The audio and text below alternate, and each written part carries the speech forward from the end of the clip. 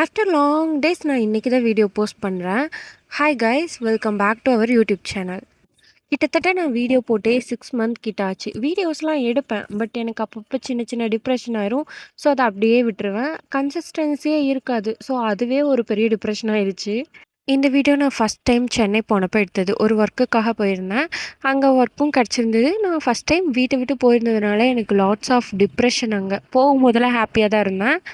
First time hostel போகிறேன். ஹாஸ்டல்னாலே இப்படி தான் இருக்குமா? இல்லை அந்த ஹாஸ்டல் தான் அப்படி இருந்துச்சான்னு தெரில. ஃபஸ்ட் டைம் எனக்கு ஹாஸ்டலும் சுத்தமாக செட் ஆகலை. 1 வீக் 2 வீக் கிட்டவே செம்ம டிப்ரெஷன்.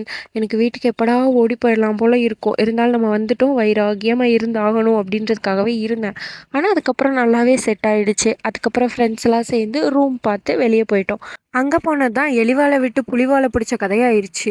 அடுத்தடுத்து என்னென்ன நடந்ததுன்னு தெரிஞ்சுக்கிறதுக்காக ஸ்டே டியூன்ட். அடுத்த வீடியோவில் பார்க்கலாம். பாய் பாய்.